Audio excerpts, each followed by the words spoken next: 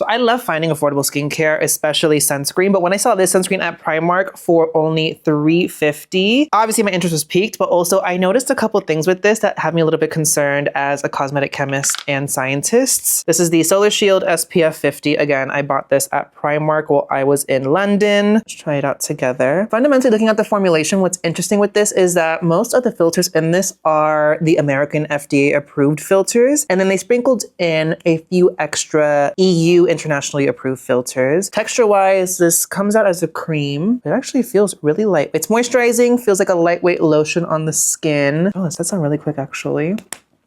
Okay. There's nothing in this that should cause a white cast on deeper skin, as in there's no mineral filters. I'm also not seeing any mattifying powders either, so this should be very deep skin friendly as well. Light scent. Actually smells really, really nice. Takes a minute to work it into the facial hair and the eyebrows. But I mean, once it sets down, I have oily skin. It leaves a moisturized finish. It does feel nice and tacky, so this could be a great primer for makeup. I am a bit glowy, so if you want a matte finish, this is not the sunscreen. What really kind of stands out to me is a little bit of a red flag. Oh, sorry, real quick, formulation stuff. A lot of mainly US filters, octocrylene, octinoxate, avobenzone, octosalate. Those basically are different UVA, UVB filters. And then you have a handful of a few other EU filters as well. I have them here on screen. Then you have bisabolol and vitamin E as well. Fundamentally, what's kind of like a little bit of a, not a red flag, but I'm really confused by it is it says SPF 50, SPF moisturizer. Nowhere on here does this designate that it is broad spectrum protection or has any indication of UVA protection on there. In the EU or in the UK where I bought this in Primark,